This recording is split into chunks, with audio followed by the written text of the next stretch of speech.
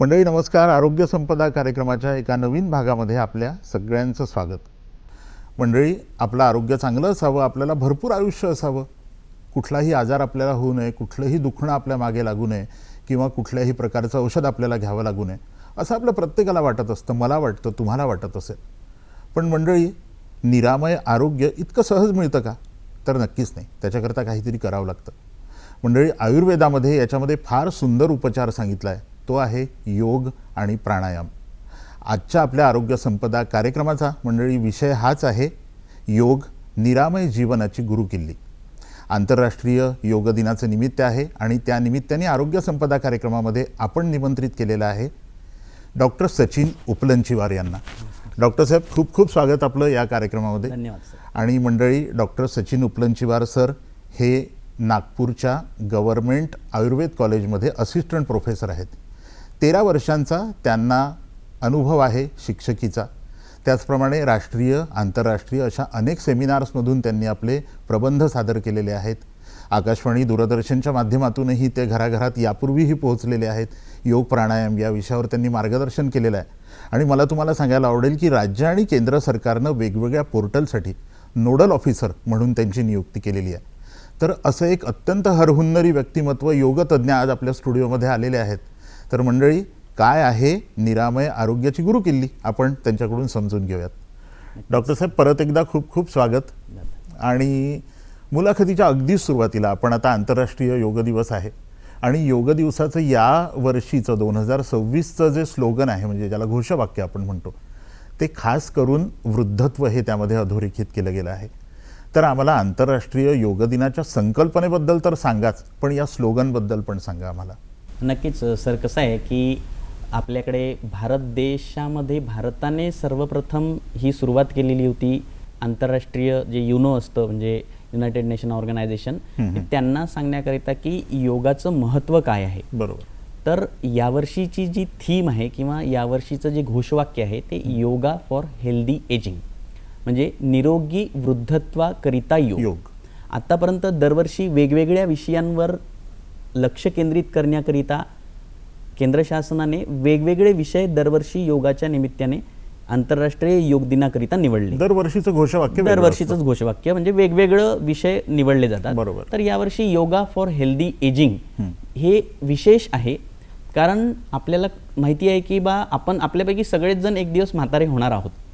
तर योगशास्त्र हे केवळ बालकांकरिता किंवा युवकांकरिता नसून जे एजेड पीपल आहे त्यांच्या आरोग्याकरिता सुद्धा योगशास्त्राचं काय योगदान असू शकतं ह्याकडे लक्ष केंद्रित करण्याकरिता यावर्षीचं घोषवाक्य हे आपल्याला सांगतं की योगा फॉर हेल्दी एजिंग, म्हणजे निरोगी वृद्धत्वाकरिता योग. सर, आपण जसं म्हणतो, म्हणजे वृद्धत्व हाच जर विषय घेतला तर एका विशिष्ट वयानंतर शरीर थकतं. तुम्ही अगदी काय म्हणतो आपण त्याला, की ताकद तुमच्या शरीरातली कमी होते, मन थकतं असंही म्हणता येईल आपल्याला. पण ही सगळी जी थकावट असते, या माध्यमातून जेव्हा माणूस योगाकडे वळतो तेव्हा योग या सगळ्यांवर काय नेमकी फुंकर घालण्याचं काम करतो? नक्कीच. कसं आहे की योगशास्त्रामध्ये प्रत्येक व्यक्तीकरिता वेगवेगळं एक मॉड्यूल किंवा एक आसनं, प्राणायाम सगळी वेगवेगळी सांगितलेली आहे. तर बेसिकली योगशास्त्र हे एक पर्सनलाइज्ड मेडिसिन म्हणून नसून जे जनसामान्यांमध्ये असा विचार आहे की योगशास्त्र म्हणजे ट्रीटमेंट, पण बेसिकली योगशास्त्रामध्ये ज्या काही थेरपीज किंवा चिकित्सा पद्धती सांगितलेल्या आहे त्या मुख्य चिकित्सेला पूरक असं काम करतात. आणि जसं आपण चर्चा केली की एज जसं जसं वय वाढतं त्याप्रमाणे स्नायूंमध्ये शिथिलता येते, शरीरामध्ये हार्मोनल चेंजेस होतात, त्यानंतर माणसाची कार्यक्षमता कमी होते, स्मरणशक्ती कमी होते, त्याला एक प्रकारे दौर्बल्य जाणवायला लागतं. तर हे याकरिता योगशास्त्रामध्ये सांगितलेले आसनं, प्राणायाम आणि इतर सगळे जी क्रिया आहेत त्या विशिष्ट एज लिमिटपर्यंतच आपण करू शकतो. बरोबर. त्यानंतर जेव्हा वृद्धत्व सुरू होतं त्यावेळी योगशास्त्रामध्ये सांगितलेली प्राणायाम आणि मध्यम स्वरूपाची आसनं ही शरीराला स्टॅबिलिटी म्हणजे स्थैर्य प्रदान करण्याचं काम करतं. पण मग असं असतं तरुणपणीचे वेगळे आसनं किंवा वृद्धत्वाकडे गेल्यावर वेगळे आसनं असं काही असतं? जर एखादा व्यक्ती त्याच्या बालपणापासून जर आसनांचा अभ्यास करतो आहे तर तो व्यक्ती वृद्धत्वामध्ये सुद्धा इतरांना लाजवेल अशा प्रकारची आसनं करू शकतो. अच्छा. पण मुख्यतः योगशास्त्राचा जो मुख्य उद्देश आहे तर तो व्यायाम नसून व्यायाम आणि आसनं यामध्ये बराच फरक आहे. तर आसनांचा उपयोग हा फक्त शरीर बिल्टअप करण्याकरिता होतो आणि योगाची जी मुख्य व्याख्या आहे स्थिरम सुखनम आसन म्हणजे आसनाची व्याख्या झाली. तर योगशास्त्रामध्ये नुसतं व्यायाम हा भाग नसून शरीर आणि मन या दोहोंचा विचार केला गेलेला आहे. बरोबर. आपण असं म्हणतो की आरोग्यावर वृद्धत्वामुळे जे वेगवेगळे परिणाम होतात, म्हणजे आपण शारीरिक परिणामांबद्दल बोललो पण मानसिक परिणामांचा जर विचार केला तर एक एकटेपणा येतो, नैराश्य येतं वृद्धत्वापण. नक्कीच. ते काय येतं माहिती नाही पण ते वय झालं की येत जातं आणि वयामानानुसार या गोष्टी घडत जातात. तर यावर योग काय सांगतो, मग योगाभ्यास काय सांगतो? योगशास्त्रामध्ये बघा आता प्रत्येकच व्यक्ती जो आहे असं म्हटलं जातं की बा मनुष्य ह्या सोशल मीडिया किंवा तंत्रज्ञानाच्या युगामध्ये जवळ आलेला आहे. बरोबर. पण तो फिजिकली जवळ येऊन तो मनाने दुरावत चाललेला आहे. कारण प्रत्येकच व्यक्ती हा इतका वेगवान झालेला आहे तंत्रज्ञानाच्या युगामध्ये आणि विशेषतः त्याच्या रिटायरमेंट नंतर तो जेव्हा एकटा पडतो त्यावेळी जी एकटेपणाची जाणीव आहे, जी पोकळी आहे ती त्याच्या मनाला खात जाते आणि त्यावेळी जे मनोदैहिक आजार होतात, सायकोसोमॅटिक डिसीज ज्याला इंग्रजीमध्ये म्हणतात, त्या डिसीजवर सुद्धा काम करण्याचं किंवा त्याची जी पॅथोफिजिओलॉजी आहे संप्राप्ती भंग करण्याचं काम योगशास्त्रामधल्या क्रिया, आसन आणि प्राणायाम हे करतं. सर, तुम्ही जसं म्हणालात की शरीर आणि मन हे दोन्ही जोडण्याचं काम योगाभ्यास करतो, तर ही थोडी संकल्पना आम्हाला आणखी जरा स्पष्ट करून सांगा. नक्कीच. युज म्हणजे कसं आहे की योगशास्त्राचा जो उगम आहे तो युज धातूपासून झालेला आहे. युज म्हणजे जोडणे. तर शरीर आणि मन ह्या दोहोंना जोडण्याचं काम जे करतं ते म्हणजे योगशास्त्र आहे. तर त्याची मुख्य संकल्पना जी आहे ती युज धातूपासून झाली असल्यामुळे त्याचं कामच जोडणे आहे. तर शरीर आणि मन हे जेव्हा जोडल्या जातं त्यावेळी कुठल्याही कार्याची म्हणजे भगवद्गीतेमध्ये सांगितलेलं आहे की योगः कर्मसु कौशलम, म्हणजे कुठलंही काम करण्याची जी कुशलता असते, जी एकदम परफेक्शन ज्याला म्हणतो, आणि अर्थातच ते काम परफेक्ट झालं म्हणजे ते वारंवार करावं लागणार नाही आणि त्यामध्ये येणारं जे सक्सेस आहे जे त्याला आपण त्या सक्सेसची प्रिडिक्शन ज्याला म्हणतो ते शक्यता वाढते. बरोबर. आणि हे योगशास्त्रामध्ये एखादा जर व्याधी घेतला तर त्या व्याधीविषयी सुद्धा वेगवेगळा विचार आहे आणि निरोगी व्यक्तीकरिता योगशास्त्र जास्त कामाचं आहे किंवा जास्त उपयोगाचं आहे. जनसामान्याकरता व्याधीकडे जाण्यापेक्षा आपण जास्त काळ निरोगी कसं राहू आणि यावर्षीच्या स्लोगनप्रमाणे वृद्धत्वामध्ये निरोगी आयुष्य आपल्याला कसं जगता येईल याकरिता योगशास्त्राचं काय योगदान राहील याच्याविषयी यावर्षीची संकल्पना केंद्र शासनाने निर्धारित केलेली आहे.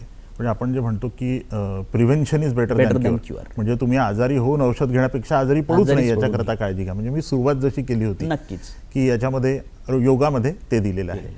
सर, आपला सगळ्यात महत्त्वाचा अवयव म्हणजे शरीर संपूर्णच महत्त्वाचं आहे, प्रत्येक अवयव महत्त्वाचा आहे, पण मेंदू ज्याला आपण म्हणतो तो सगळ्यात महत्त्वाचा अवयव, याच्याकरता खास करून योगामध्ये तो पूर्ण निरोगी असावा, उत्तम असावा, याच्याकरता योगाभ्यासामध्ये काय आहे?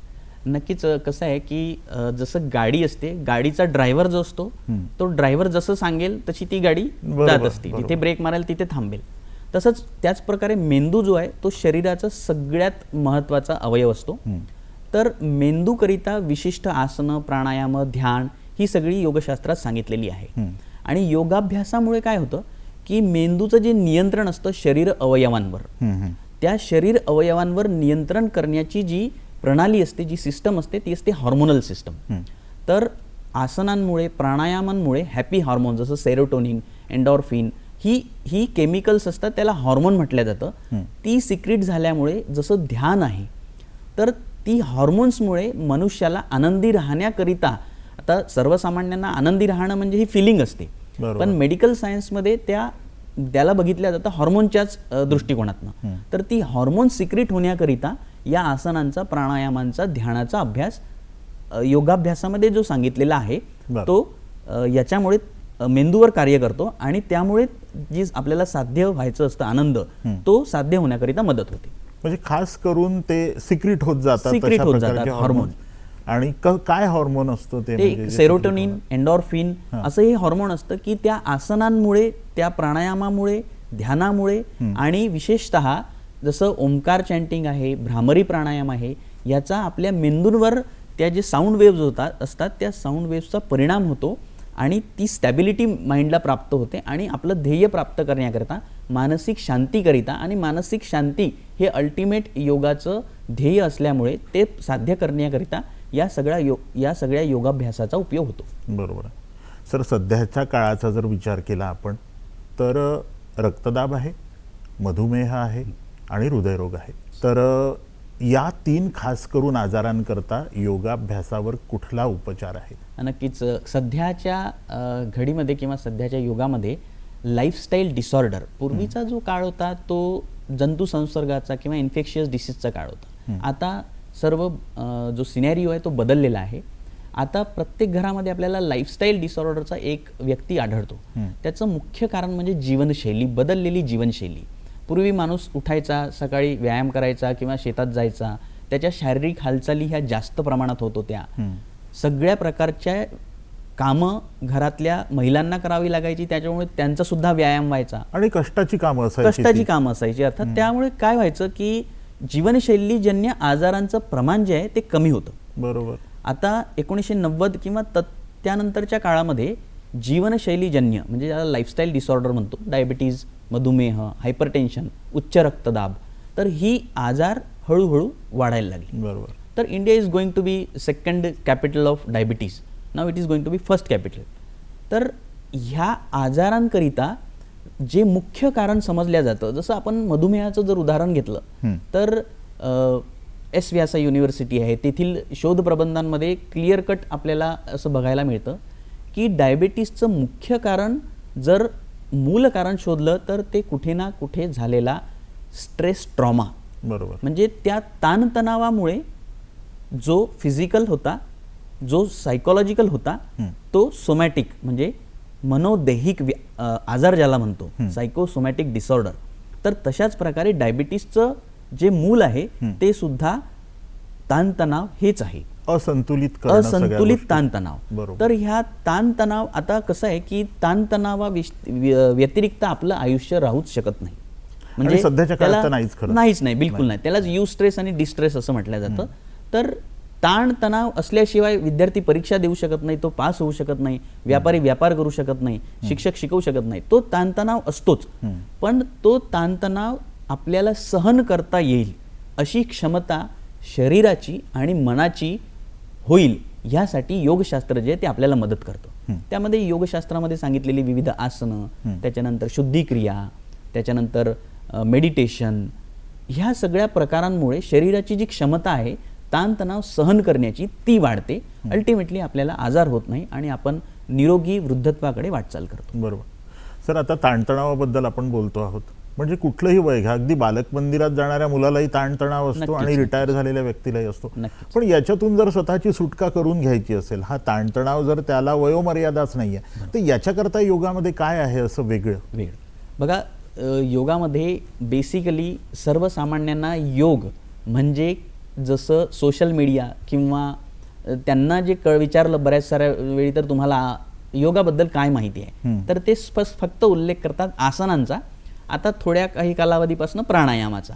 पण योगशास्त्रामध्ये जसं पतंजलीने जे सांगितलं की अष्टांग योगाचं वर्णन केलेलं आहे, त्यामध्ये यम, नियम, आसन, प्राणायाम, प्रत्याहार, धारणा, ध्यान आणि समाधी.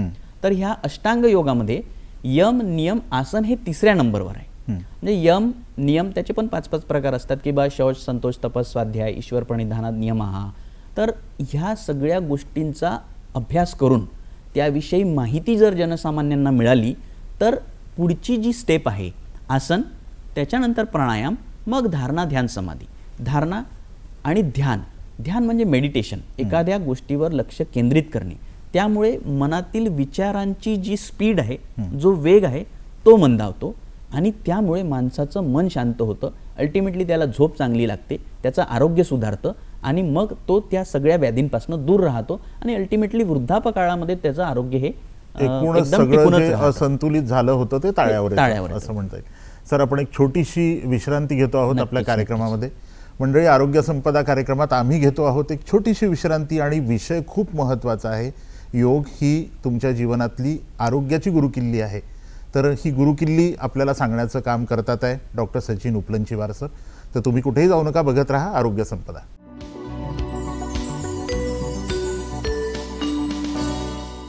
मंडळी नमस्कार. आरोग्य संपदा कार्यक्रमात आपल्यासोबत आहेत डॉक्टर सचिन उपलनचीवार आणि विषय खूप महत्त्वाचा चाललेला आहे आपला की निरामय जीवनाची गुरुकिल्ली म्हणजे योग. सर, आपण मानसिक आरोग्याबद्दल बोलत होतो. खरं तर योग साधना म्हणजे योगाभ्यास आणि रोगप्रतिकारशक्ती, शरीरामध्ये एकदा रोग शिरला की मग त्याला प्रतिकारशक्ती करता माणसालाच प्रयत्न करावे लागतात किंवा मग योगासारखं काहीतरी माध्यम औषध पाहण्यासारखं. पण मग योग आणि प्रतिकारशक्ती याचा सहसंबंध कसा जोडाल? नक्कीच. कसं आहे की रोगप्रतिकारक शक्ती म्हणजे काय, आपल्याला कुठलाही आजार झाला तर रोग म्हणजे आजार व्याधी, प्रतिकार म्हणजे त्याच्याशी फायटिंग करणे. बेसिकली रोगप्रतिकारक शक्ती ही त्या आजाराशी लढण्याची शक्ती असते. तर एक मी गोष्ट सरळ सांगतो की बा योग हे काही ट्रीटमेंट प्रोसिजर जास्त तेवढी नाही आहे. बरोबर. तर त्या व्यक्तीला असणारा जो व्याधी आहे त्या व्याधीची जी मुख्य चिकित्सा असते त्याला ही पूरक चिकित्सा असते. तर योगाभ्यासामुळे रोगप्रतिकार शक्तीवर कसा परिणाम होतो याविषयी आपण बघूयात. तर योगाभ्यासामुळे बेसिकली त्याचं आंतरिक समाधान, त्याला मिळणारी पुरेशी विश्रांती आणि त्याची निद्रा आणि योगशास्त्रात सांगितलेला थोडं बहुत आहाराचे नियम, याच्यामुळे त्याचं आरोग्य चांगलं राहण्याकरिता ही जी सायकल असते ती कंप्लीट होते आणि त्याचं आरोग्य एक ऑप्टिमम लेवलला नेऊन ठेवलं जाते. आणि झोप चांगली झाल्यामुळे त्याच्या बेसिक जी इम्युनिटी असते त्यावर परिणाम होतो आणि या प्रकारे रोगप्रतिकारक शक्ती ही वाढते आणि त्यामुळे त्याला असणारे जे दुसरे आजार आहे किंवा दुसरे आजार होऊ नये यासाठी जे योगाभ्यास आहे तो त्याला पूरक ठरतो. म्हणजे एक प्रकारे ती रोगप्रतिकार शक्ती वाढवण्याचंच काम करतो. सर, आपण या वर्षीचं जे स्लोगन आहे खास करून निरोगी वृद्धत्वासाठी योग, तर असं काही आहे की योग सुरू करायचा आहे, समजा वृद्धत्वपणी योग सुरू करायचा आहे, तर तो याच वयात केला पाहिजे किंवा इतकाच वेळ तो केला पाहिजे, याच वेळेत केला पाहिजे, असे काही नियम आहेत का त्यामध्ये? असं काही एक तर मुख्य म्हणजे योगशास्त्र हे इतकं फ्लेक्झिबल आहे की कुणालाही कुठल्याही वेळेला योगाभ्यासाचा आपण त्याचं म्हणजे अनुसरण करू शकतो. पण कसं आहे की बालपणापासूनच जर योगाभ्यासाची शरीराला सवय लागली तर ती वृद्धापकाळापर्यंत जास्त चांगल्या प्रकारे आपण प्रॅक्टिस करू शकतो. पण एखाद्याला वाटलं की नाही आता मी जर योगाभ्यास सुरू करू इच्छितो तर त्याला काही असं बाउंडेशन नाही आहे, तो त्याही वेळी योगाभ्यास करू शकतो. पण योग्य मार्गदर्शनाखाली योगाभ्यासाला सुरुवात केली तर जास्त चांगलं होईल. आणि त्याचसोबत हे विशेष आहे की जेवढ्या कमी वयात योगाभ्यासाला सुरुवात केली तो योगाभ्यासामध्ये तितका जास्त परफेक्ट होत जातो. आणि वृद्धापकाळामध्ये विशेषतः जे पडण्यामुळे आजार निर्माण होतात, तर सांध्यांचे आजार होतात किंवा एखाद्याला मधुमेह आहे, हायपरटेन्शन आहे, तर त्यांनी योगाभ्यासाचा जो गुरु आहे किंवा प्रशिक्षित मार्गदर्शक आहे त्याच्या सांगण्यानुसारच किंवा त्याच्या देखरेखीखाली योगाभ्यास केला पाहिजे. अन्यथा काय होतं की त्याच्यामुळे फायदा होणे तर दूरच राहतं, पण एखाद्या वेळ नुकसान होण्याची शक्यता सुद्धा नाकारता येत नाही. म्हणून एखाद्या प्रशिक्षित योगाभ्यास किंवा प्रशिक्षकांकडून आपण योगाभ्यास शिकला पाहिजे. तसं वयाची काही अशी मर्यादा नाही आहे, पण जेवढ्या लवकर आपण योगाभ्यासाला सुरुवात केली तेवढा जास्त उपयोग आपल्याला होतो. सर, तुम्ही थोडंसं दुष्परिणामांबद्दल बोललात. नक्कीच. तर काय होऊ शकतं एखाद्या वेळेला जर चुकीच्या पद्धतीने योग केला गेला? नक्कीच. आचार्य ढल्लनांनी याच्याविषयी पण सांगितलेलं आहे की बा आता मी एक सांगतो की बा योगाभ्यासाचा जो परिणाम आहे आसनांमध्ये फ्लेक्झन आणि एक्सटेन्शन म्हणजे शरीराचा आपण उदाहरण घेऊ पुढे वाकणे मागे वाकणे ह्या दोन गोष्टींमध्ये जी स्पीड असते जो वेग असतो आणि श्वासोच्छ्वासाचा जो त्याच्याशी दुरान्वयी संबंध असतो तो सगळ्यात जास्त महत्त्वाचा असतो. तर फ्लेक्झन करताना श्वास आतमध्ये घ्यायचा आहे किंवा सोडायचा आहे किंवा कुठल्या आसनामध्ये एक्सटेन्शन म्हणजे शरीर मागे झुकताना श्वास आतमध्ये घ्यायचा आहे किंवा बाहेर सोडायचा आहे आणि त्याचा जो वेग ह्याच्याविषयी जर गुणोत्तर बरोबर साधल्या गेलं नाही तर स्प्रेन म्हणजे ज्याला आपण मराठी भाषेत लचकणं म्हणतो किंवा वेदना होणे किंवा अशा बऱ्याच प्रकारचे आधार समजा जे बॅलन्सिंग आसन आहे त्या बॅलन्सिंग आसनामध्ये शरीराचा तोल जर सांभाळता आला नाही श्वासाचं जे गुणोत्तर आहे त्याच्यासोबत जुळलं नाही तर माणूस 100% पडतो. जसं वीरभद्रासनामध्ये बॅलन्सिंग पोज आहे तर तो पडल्यामुळे फॉल इंजुरीज होऊ शकतात. तर त्याच्यामुळे ते सगळं टाळण्यासाठी बेसिक्स त्याचं जे आसनांचं बेसिक्स आहे योगाभ्यासाचं बेसिक्स आहे प्रशिक्षित मार्गदर्शकाकडून शिकून घेतलेलं कधीही आपल्याला चांगलं असतं. बरोबर. सर आपण योगाबद्दल बोललो त्याच्या प्रतिकार शक्तीबद्दल बोललो. आपण आता येऊ थोडं प्राणायामाकडे.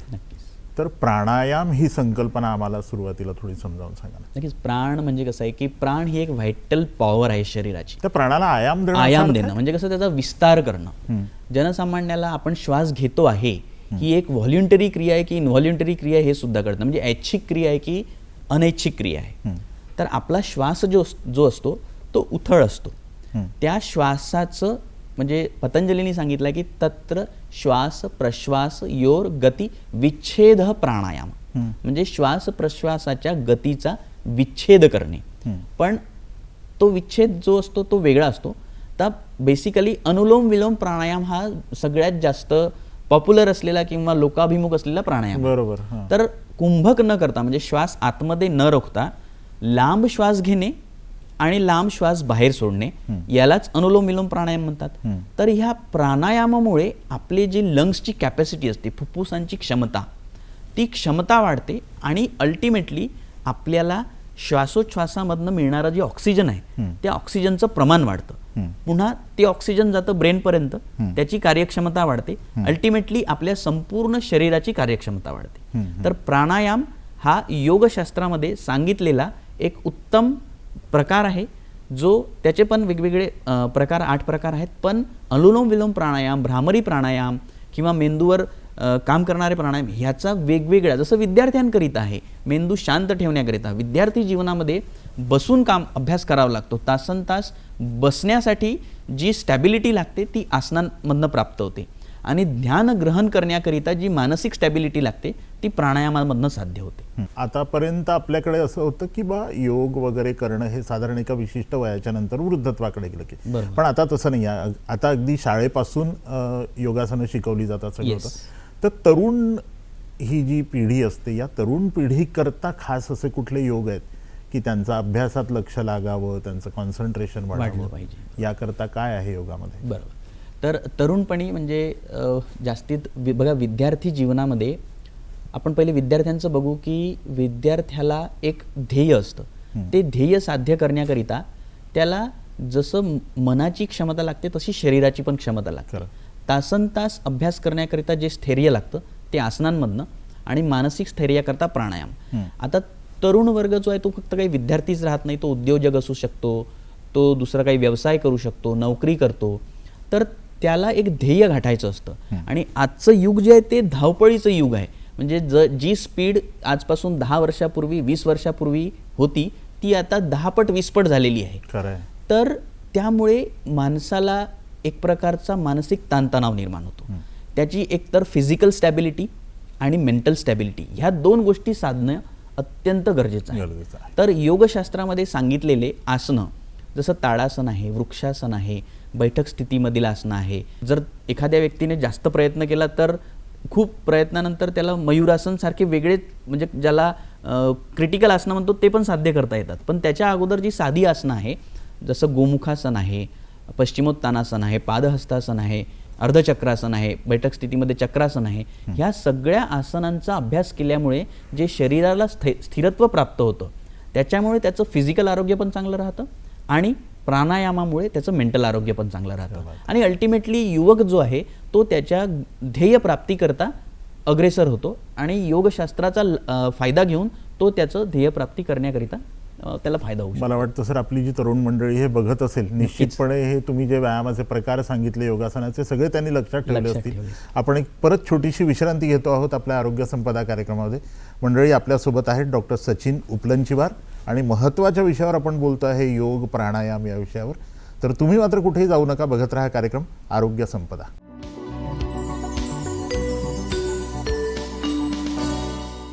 मंडळी आपण चर्चा करतो आहोत आरोग्य संपदा कार्यक्रमामध्ये डॉक्टर सचिन उपलनचीवार यांच्यासोबत आणि विषय आहे योग निरामय जीवनाची गुरुकिल्ली. सर आपण योग आणि मेडिटेशनबद्दल बोलू. मेडिटेशनबद्दल तुम्ही थोडक्यामध्ये स्पर्श केला त्या विषयाला, पण योग आणि मेडिटेशन यांचा परस्पर संबंध काय, आम्हाला थोडंसं ते पण तुमच्याकडून समजून घ्यायला आवडेल. नक्कीच. कसं आहे, योगशास्त्रामध्ये आपण अष्टांग योगाचा आपण यापूर्वी उल्लेख केला होता. तर अष्टांग योगामध्ये यम नियम आसन प्राणायाम ही एक अंतरंग योग, याला बहिरंग योग असं म्हणतात, आणि प्रत्याहार हा दोघांच्या मधला दुवा आहे आणि धारणा ध्यान समाधी. तर पतंजलीला जी अपेक्षित होती की बा धारणा आणि ध्यान, तर धारणा म्हणजे त्याचा जो स्पष्टीकरण असं आहे की बा देहबंध चित्तस्य धारणा, आणि ध्यान म्हणजे तत्र प्रत्येक तानता ध्यान, म्हणजे जे आपण धारणेमध्ये साध्य केलेलं आहे तर त्याचं कंटिन्युएशन करायचं आहे. त्याचे 2-3 प्रकार असतात. तर जनसामान्याला समजण्यासाठी आपण असं समजू शकतो की मेडिटेशन म्हणजे ध्यान. तर कशावर ध्यान करायचं? ओंकारावर ध्यान करू शकतो, चंद्रावर ध्यान करू शकतो, कुठल्या एखाद्या बिंदूवर ध्यान करू शकतो. बरोबर. तर ध्यान करताना आपण डोळे हळूहळू बंद करतो, त्यानंतर श्वासोच्छ्वासावर आपलं लक्ष केंद्रित करतो आणि ध्यानामध्ये आपल्या मनामध्ये जे येणारे विचार आहे, जी विचारांची गती आहे, ती गती एकदम हळूहळू हळूहळू कमी करतो. म्हणजे शून्य विचार. तर ध्यानामध्ये काय होतं की माणसाच्या मनामध्ये विचारांचं जे वादळ उठतं ते त्याची रिफ्लेक्सॉलॉजी अशी आहे की कुठल्याही ॲक्शनला दुसरी रिॲक्शन असते. तर जी विचारांची गती निर्माण होते मनामध्ये, ध्यानामुळे त्या विचारांच्या गतीला ब्रेक लागतो. तर त्यामुळे माणसाचं मन शांत होण्याकरिता मदत होतं आणि मानसिक शांती त्याला प्राप्त होते. अल्टिमेटली त्याचा परिणाम जो आहे तो फिजिकल हेल्थवर सुद्धा होत असतो. बरोबर. जसं तुम्ही म्हणालात की सगळ्या वयोगटाकरता ध्यान आवश्यक आहे, ते विद्यार्थ्यांकरता पण फार आवश्यक आहे. नक्कीच. कारण अभ्यासामध्ये कॉन्सन्ट्रेशन लागावं, अभ्यास लक्षात राहावा.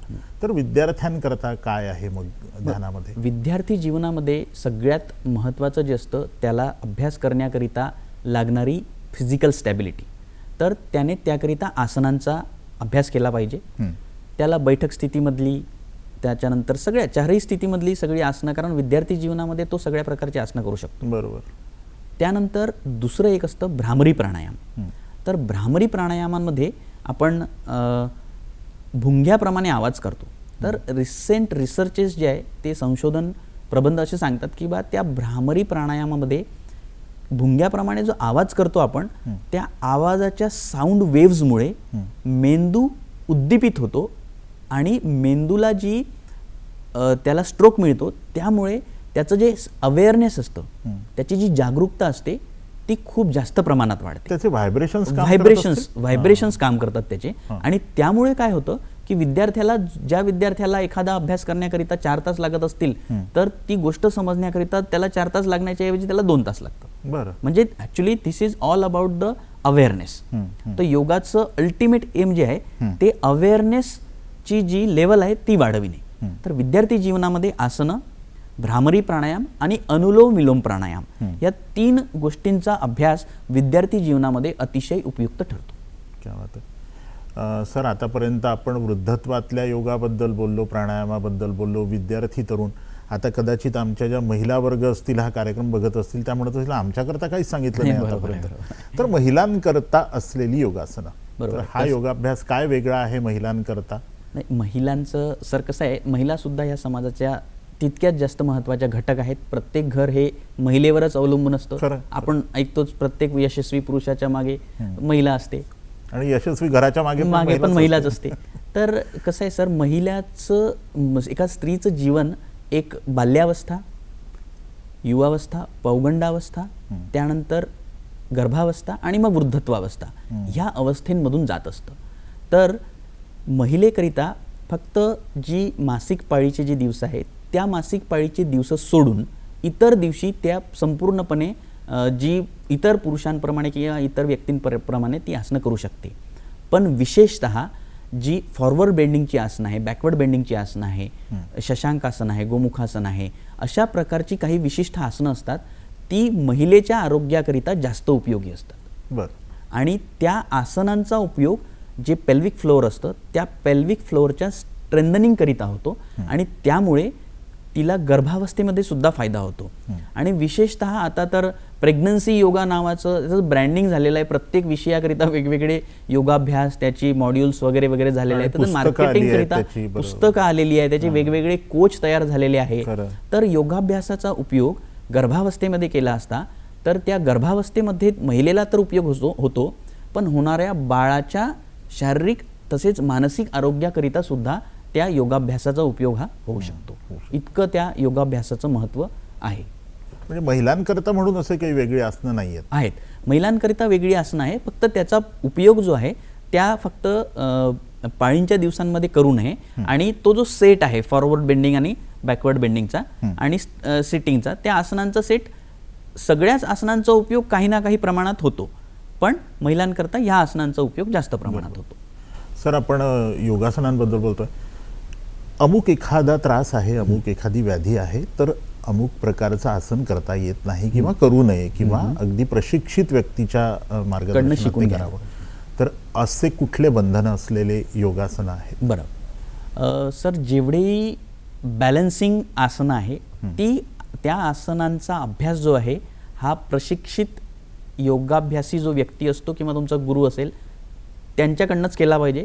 कारण तिथे बॅलन्स जर गेला, एका पायावर जर आपण वृक्षासनाकरिता उभं राहिलो आणि बॅलन्स गेला, आणि त्याचं गणितच असं आहे की जेव्हा आपण डोळे बंद करतो त्यावेळी आपल्या शरीराचा बॅलन्स जातो. जोपर्यंत डोळे उघडे आहे तोपर्यंत बॅलन्स जात नाही, आणि डोळे जसे जसं बंद केलं तो बॅलन्स जातो. त्याच्यामुळे जेवढी वीरभद्रासन, वृक्षासन, ताडासन, बॅलन्सिंग करणारी जेवढी आसनं आहे ती सगळी आसनं मात्र योगाभ्यासी जो आपला गुरु असतो त्यांच्याकडनं शिकली पाहिजे. जर आता उपलब्ध नाही तर त्यातला मधला मार्ग असा आहे, योगाभ्यासाची जी आसनांची अंतिम स्थिती असते ती स्थिती गाठण्याकरिता लागणारा जो वेळ आहे तो जास्तीत जास्त आपल्याला साधता आला पाहिजे, जेणेकरून आपले पडण्याची किंवा इतर इंजुरी होण्याची क्षमता कमी होते. म्हणजे फायनल पॉस्चर हे सगळ्यात जास्त महत्त्वाचं असतं, पण ते वेगाने फायनल पॉस्चर आपण आसनांचं साध्य नाही केलं पाहिजे. हळूहळू त्याचा अभ्यास करून, आणि सगळ्यात महत्त्वाचं म्हणजे आपल्या सगळ्यांना एक असं असते की अमुक एक व्यक्ती इतकं चांगलं योगासन करतो, अमुक एक व्यक्ती तर पूर्ण म्हणजे पुंगळीसारखंच रोल होतो. पण आसनाचं किंवा योगाशास्त्राचं कधीच असं अंतिम ध्येय सांगितलेलंही नाही, आणि त्याचं काही अंतिम ध्येय असंच नाही की तुम्ही इतक्या याच्यापर्यंत स्ट्रेचिंग किंवा फ्लेक्झन एक्सटेन्शन केलं पाहिजे. तर अमुक प्रत्येकाला जितकं शक्य आहे तितकं फॉरवर्ड आणि बॅकवर्ड बेंडिंग किंवा तितकं आपण स्ट्रेंथनिंग एक्सटेन्शन केलं पाहिजे. तर असं काही लिमिटेशन नाही. प्रत्येक आसनाची प्रत्येकासाठी वेगवेगळी मर्यादा आहे. त्या मर्यादेपर्यंत त्याने आसन करण्याचा प्रयत्न केला पाहिजे, म्हणजे आसन स्थिती साध्य होते. आणि हळूहळू आपण जेव्हा प्रयत्न करतो तर अंतिम आसन स्थिती आपल्याला साध्य करायला मदत होते. म्हणजे शारीरिक कसरती करण्याकरता योगाभ्यास नाही, अजिबातच नाही. कसरती करण्यासाठी योग नाही. बरोबर. आपण सर एक परत छोटीशी विश्रांती घेतो आहोत. आरोग्य संपदा कार्यक्रमात आपण घेतो आहोत एक छोटीशी विश्रांती.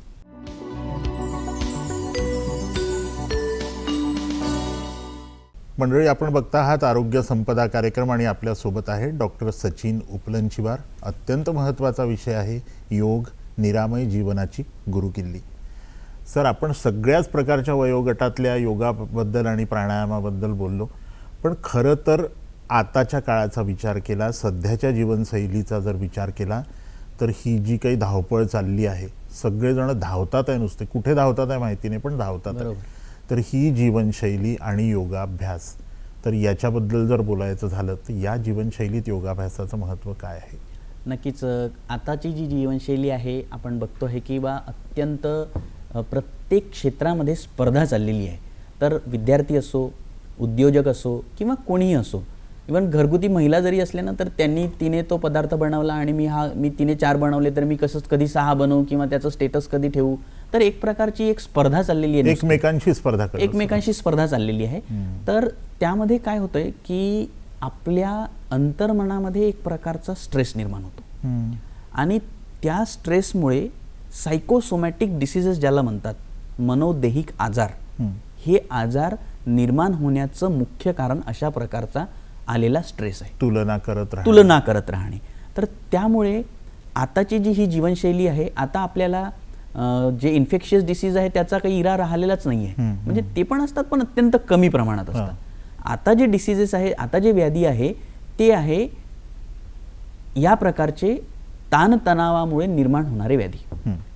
तर ह्या ताणतणावाचं व्यवस्थापन करत असताना योगाभ्यासामध्ये सांगितलेली जी आसन, प्राणायाम, ध्यान, धारणा ही जी प्रक्रिया आहे आणि शरीर शुद्धी क्रिया म्हणून नावाचा एक प्रकार असतो ज्यामध्ये धवती, बस्ती, नेती, कपालभाती, त्राटक वगैरे असतं. तर ती आसनांच्या पूर्वी करायची असते आणि जनसामान्यांकरिता केवळ काही आसनं, प्राणायाम आणि ध्यान इतकं 3 जरी केलं तर आपण ह्या जी बदलती जीवनशैली आहे, जो बदलता काळ आहे, त्यावर आपण कशाच प्रकारे नियंत्रण करू शकत नाही. पण त्याला आवश्यक ते जे आपलं ध्येय आहे ते गाठण्याकरिता आपल्या शरीराची आणि मनाची तयारी करण्याकरिता हे जे योगाभ्यासामध्ये सांगितलेले मॉड्यूल्स आहे किंवा जे घटक आहे आसन, प्राणायाम, ध्यान, त्यांचा उपयोग करून आपण व्याधीला बळी न पडता आपलं ध्येय, उद्दिष्ट साध्य करण्याकरिता आपण पोहोचू शकतो. बरोबर सर. अगदीच धावता उल्लेख मगाशी तुम्ही प्रशिक्षकांचा केला की अगदी तयार प्रशिक्षक, मार्गदर्शक असावा. बरोबर. तर थोडीशी ही पण संकल्पना आम्हाला विस्तृतपणे सांगा की काय आवश्यकता असते एका प्रशिक्षित मार्गदर्शकाची योगासनं करताना. सर कसं आहे, योगाभ्यासामध्ये आता जर आपण म्हणजे स्टॅटिस्टिक्स जर बघितलं तर जेव्हापासनं आंतरराष्ट्रीय योग दिवस ही संकल्पना सुरू झालेली आहे तेव्हापासनं योग प्रशिक्षकांची इतकी जास्त डिमांड वाढलेली आहे. तरी सुद्धा स्टॅटिस्टिक्सनुसार भारताच्या लोकसंख्येपेक्षा अत्यंत कमी योग प्रशिक्षक उपलब्ध आहेत आपल्या भारतामध्ये. आणि ज्यांना प्रत्येक क्षेत्रामध्ये दर्जेचा फार महत्त्व असतं, क्वालिटी ज्याला म्हणतो. तर उत्तम क्वालिटीचे योग प्रशिक्षक जे आहे त्यांना फॉरेनमध्ये इतकी जास्त डिमांड आहे. तर त्यावेळी मी जेव्हा रशियामध्ये काम करत होतो तेव्हा मला जाणवलं की त्या देशामध्ये सुद्धा योगाची एवढी क्रेज आहे की भारतामधल्या सगळ्या चांगल्या योग प्रशिक्षकांना तिकडे ते बोलवतात, त्यांना सगळ्या प्रकारच्या फॅसिलिटी देतात. तर त्यामुळे भारताच्या लोकसंख्येच्या तुलनेमध्ये योग प्रशिक्षक हे अत्यंत कमी उपलब्ध आहेत. आणि आता योग बोर्ड पण स्थापन झालेला आहे भारत सरकारमध्ये, CCRYN, सेंट्रल काउन्सिल ऑफ योग in and naturopathy in yogic sciences, हे एक वेगळं बोर्ड स्थापन झालेलं आहे. त्यांचे वेगवेगळे कोर्सेस आहे. त्याच्यानंतर खूप साऱ्या संस्था आहेत ज्या योगाचे छोटे छोटे कोर्सेस करवतात. तर अगदी नागपुरापासून तर गल्लीपासून दिल्लीपर्यंत खूप साऱ्या संस्था आहेत. तर त्यांचं मानांकन थोडं कमी जास्त होऊ शकतं, पण नसल्यापेक्षा असलेलं बरं असं विचार करून कुठल्या ना कुठल्या योग प्रशिक्षका ज्याने ट्रेनिंग घेतलेलं आहे, ज्याला त्याचं चांगल्या प्रकारे ज्ञान आहे, अशा व्यक्तीकडूनच आपण योगाभ्यास शिकला पाहिजे. तर त्याचे आपल्याला जास्त फायदे होतील. खरं सर, आपण असं म्हणतो की औषध घेताना काही पथ्यपाणी येतात. नक्कीच. योगाभ्यास करताना काय पथ्य येतात, म्हणजे आहारामधले पथ्य, त्याबद्दल मी बोलतोय. आहार हा योगशास्त्रामधला असो किंवा आयुर्वेदामध्ये असो, की आयुर्वेदात तर आहाराला महाभैषज्य म्हटलेलं आहे. म्हणजे जर आपला आहारच जर योग्य असेल तर आपल्याला औषधांची गरजच पडणार नाही असंही म्हटलं जातं. तर योगशास्त्रामध्ये आहाराविषयी, विहाराविषयी फार जास्त काटक बंधनं नाही आहे. परंतु योगाभ्यास करताना मूळ लोकांचा बऱ्याच वेळा मला असाही प्रश्न असतो की सर, आंघोळ करून योगाभ्यास करायचा की असंच करायचा वगैरे वगैरे, असे बरेच प्रश्न नेहमी आम्ही त्याच्याशी किंवा जेवण झाल्यावर करायचा का उपाशी पोटी करायचा. उपाशी पोटी योगाभ्यास केलेला नक्कीच चांगला. पण जर त्या व्यक्तीलाच हायपोग्लायसेमिया होत असेल, रक्तातील साखरेची पातळी कमी होत असेल, तर अगदी अल्प, हलका, पचणारा, म्हणजे ज्याने खूप जास्त पोट भरणार नाही, अगदी हलका आहार घेऊन आपण योगाभ्यास करू शकतो. योगाभ्यासासाठी सकाळची वेळ जी आहे ती अत्यंत चांगली वेळ आहे. पण मला योगाभ्यासाला सकाळी वेळ मिळत नाही म्हणून मी योगाभ्यास करणार नाही असं जर असेल तर ते सुद्धा जास्त चांगलं नाही. तर आपण कधी पण योगाभ्यास करू शकतो. अल्टिमेट एम आहे की आपण योगाभ्यास केला पाहिजे. त्याकरिता पोट गच्च भरलेलं नसावं. आंघोळ करून केला तर आंघोळ केल्यानंतर मसल रिलॅक्सेशन असतं ते चांगलं होतं. त्यामुळे योगाभ्यास करायला आणखी जास्त मदत होते. पण माझी आंघोळ झाली नाही म्हणून मी योगाभ्यास करणार नाही असंही आपल्याला करता येणार नाही. तर आंघोळ केल्यानंतर केलं तर चांगलं, नाही केलं तरी चांगलं. आणि आहाराविषयी सांगतो की हलका लघु सुपाच्य आहार घेतलेला योगाभ्यासामध्ये कधीही चांगलेला आहे. आताच्या काळामध्ये जो मॉडर्न जे नवीन पदार्थ आपल्याकडे आलेले आहेत, इन्स्टंट फूड ज्याला म्हणतो, स्ट्रीट फूड ज्याला म्हणतो, तो जास्तीत जास्त आपण टाळला पाहिजे. जेणेकरून आपण जास्तीत जास्त टाळला म्हणजे जेणेकरून आपल्याला योगाभ्यासालाही मदत होईल आणि इतर जे फिजिकल आजार आहे त्याच्यापासून आपण दूर राहू. आणि जे पदार्थ पोटाकरता हानिकारक आहेत त्याच्यापासून दूर राहायला पाहिजे. तेलकट तळलेले पदार्थ, जास्त मिरचीयुक्त पदार्थ, स्पायसी पदार्थ, जे खूप जास्त प्रोसेसिंग करून केलेले पदार्थ असतात ते टाळलेले योगाभ्यासाकरिता कधीही चांगलं असतं. सर, एक योगाभ्यासातले तज्ज्ञ म्हणून आणि अभ्यासक म्हणून तुम्हाला विचारतो की आयुर्वेद आणि योगा याचा समन्वय तुम्ही डॉक्टर म्हणून कसा करता? नक्कीच दोनही शास्त्रांचं, आयुर्वेदाचं मुख्य जे उद्देश आहे की बा स्वस्थस्य स्वास्थ्य रक्षणम, त्याच्यानंतर म्हटलं आहे की आतुरस्य विकार प्रशमनम. स्वस्थस्य स्वास्थ्य रक्षणम म्हणजे बाकी सगळं नंतर. पहिले आपल्याला आयुर्वेदानुसार स्वस्थ व्यक्तीचं स्वास्थ्य हे अबाधित ठेवायचं आहे, म्हणजे त्याला आजारीच पडू द्यायचं नाही. आणि जर यदा कदाचित आयुर्वेदामध्ये आजाराचं कारण सांगितलेलं आहे प्रज्ञापराध, म्हणजे धी धृती स्मृती विभ्रष्ट कर्मम यत् कृती अशुभम, म्हणजे आपल्याला कळतं, कर्म म्हणजे आपल्याला कळतं की हे खाल्ल्यामुळे मला आजार होऊ शकतो, पण आपला कंट्रोल राहत नाही, मग त्या कर्मामुळे आजार होतो. तर स्वस्थस्य स्वास्थ्य रक्षणम जर केल्यानंतरही जर तो आजारी पडला तर मग त्याचं व्याधी परिमोक्ष करायचं हे आयुर्वेदाच्या बरोबर. आणि योगशास्त्राचं अल्टिमेट उद्देश आहे की ह्या जीवात्म्याची परमात्म्याशी मिलन होणे. बरोबर. म्हणजे याचा अर्थ काही आता तो जीवात्मा कुठे गेला आणि परमात्मा कुठे आहे आणि त्यांचं मिलन शोधतो असा शब्दशः अर्थ नाही. तर जनसामान्यांकरिता आपल्याला आपलं ध्येय गाठण्याकरिता शरीर आपलं काटक राहिलं पाहिजे. जर आपलं शरीर काटक राहिलं, मन संतुलित राहिलं तरच आपण आपलं ध्येय गाठू शकतो. तर याकरिता दोनही शास्त्रांचं जे बेस आहे, स्वस्थस्य स्वास्थ्य रक्षणम आणि योगाचं शरीर संवर्धन किंवा शरीर चांगलं ठेवणे, याचं अल्टिमेट एम एकच आहे. त्याच्यामुळे हे दोनही शास्त्र अगदी परस्पर पूरक आहेत आणि दोनही शास्त्रांचं अल्टिमेट एम एकच आहे. सर, परत एक छोटीशी विश्रांती आपण या कार्यक्रमामध्ये घेतो आहोत. आरोग्य संपदा कार्यक्रम आपण बघत आहात मंडळी, आणि आम्ही एक छोटीशी विश्रांती घेतो आहोत. तुम्ही कुठेही जाऊ नका.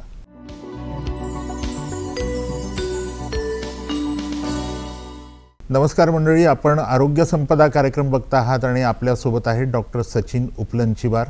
योग, प्राणायाम याच्याबद्दल आपण बोलतो आहोत. डॉक्टर साहेब, खरं तर गैरसमज नसावेच, पण साधारणपणे योगासनांबद्दल, प्राणायामाबद्दल काय असेल ते असेल, पण तोंडोतोंडी बरेच गैरसमज पसरवले जातात किंवा केले जातात, करून घेतले जातात, आणि याच्यापासून थोडं दूर राहायला पाहिजे असेल.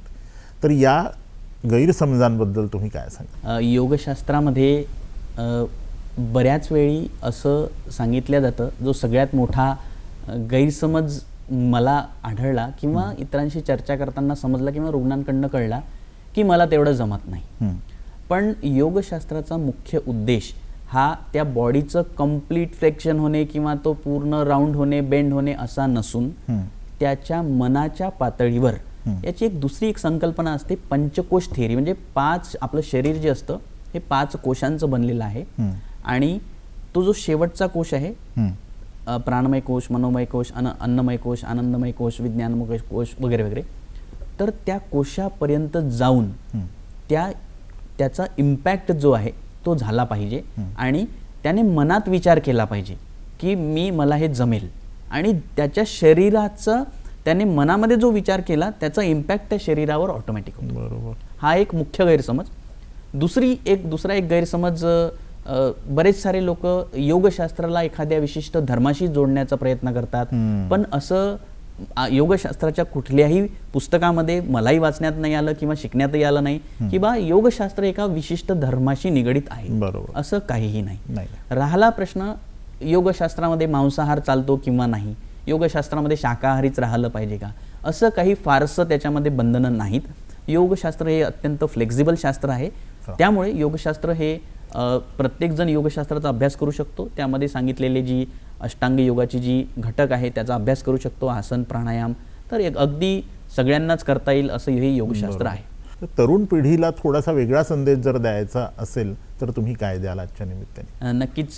ज्यावेळी आपल्याला म्हणजे मला तरी शालेय जीवनापर्यंत काही योगाभ्यासाबद्दल तेवढं माहिती नव्हतं. नंतर मग कॉलेजमध्ये वगैरे जेव्हा आलो त्यावेळीच मला योगशास्त्राबद्दल थोडी माहिती झाली.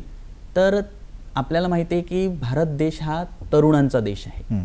तर आणि देशाचं भविष्य हे तरुणांच्या हातात असतं. त्यामुळे तरुण जर आपला सुदृढ आरोग्यदायी असला तर तो अल्टिमेटली त्याची स्वतःची प्रगती करू शकतो, अल्टिमेटली कुटुंबाची प्रगती होते, त्याच्या गावाची प्रगती होते, जिल्ह्याची, राज्याची, राष्ट्राची आणि अल्टिमेटली आपल्या देशाची प्रगती होते. तर तरुणांच्या हातातच हा देश आहे. त्याला आपलं आरोग्य चांगलं ठेवायचं असेल, आजारी पडायचं नसेल तर योगशास्त्राचा तो आधार घेऊ शकतो. आणि योगशास्त्रामध्ये सांगितलेले आसन प्राणायाम ध्यान धारणा ह्या सगळ्या गोष्टींचा उपयोग करून त्याचं जे अल्टिमेट ध्येय आहे ते साध्य करण्याकरिता ह्या योगशास्त्राचा ते आपल्या सगळ्या तरुणांना उपयोग होऊ शकतो. बरोबर. आंतरराष्ट्रीय योग दिन 2026 या निमित्ताने आपण काय संदेश द्याल आमच्या सर्व प्रेक्षकांना? नक्कीच. आता आपला हा जो आंतरराष्ट्रीय योग दिन आहे त्याची मेन थीम आहे की योगा फॉर हेल्दी एजिंग, निरोगी वृद्धत्वाकरिता योग. आपण सर्वच जण एक दिवस वृद्धत्वाचा टप्पा गाठणार आहोत. तर वृद्धत्वामध्ये ऑब्वियसली आपल्याला व्याधी काही होणारच आहेत, पण त्या व्याधी कमीत कमी व्हाव्यात. ज्या व्याधी होतील त्यांच्याशी संघर्ष करण्याकरिता आपलं आरोग्य चांगलं असावं म्हणून आपण सगळ्यांनी योगाभ्यास आजपासूनच सुरू करायचा आहे. नॉर्मली असं होतं की 21 जूनला योग दिवस आहे म्हणून एक दिवस तो उत्सवाप्रमाणे साजरा केला जातो. त्याच्यानंतर बरेच लोक विसरूनही जातात की योगाभ्यास हा असतो बा वगैरे. पण हा 365 दिवस आपण योगाभ्यास केला पाहिजे. आणि सगळ्यात जास्त महत्त्वाचं म्हणजे त्या योगाभ्यासामध्ये सातत्य असलं पाहिजे. खूप एक दिवशी 2-3 तास ताणून योगाभ्यास करण्यापेक्षा रोज 20 ते 25 मिनिटं आपण योगाभ्यास केला तर जास्त फायदा होतो. आणि ह्या संपूर्ण क्रियेचा फायदा अल्टिमेटली त्या व्यक्तीला, कुटुंबाला आणि अल्टिमेटली आपल्या देशाची प्रगती होण्याकरिता साध्य होतं. मंडळी, हे होते डॉक्टर सचिन उपलंचीवार. आणि आरोग्य संपदा या कार्यक्रमामध्ये आजचा जो आमचा विषय होता, जीवनाची गुरुकिल्ली आहे आरोग्याची योग हा. तर योग, प्राणायाम आणि एकूणच सगळं ध्यानधारणा याबद्दल तुमच्या मनातल्या सगळ्या प्रश्नांचं जर निरसन झालं असेल तर निश्चितपणे आजची आमची ही मुलाखत सफल झाली असं आम्ही समजू. डॉक्टर साहेब, आपण या कार्यक्रमात आलात आणि खूप मोलाची माहिती आमच्या प्रेक्षकांना दिलीत, त्याबद्दल दूरदर्शनच्या वतीने मी तुमचे खूप खूप आभार व्यक्त करतो. नमस्कार.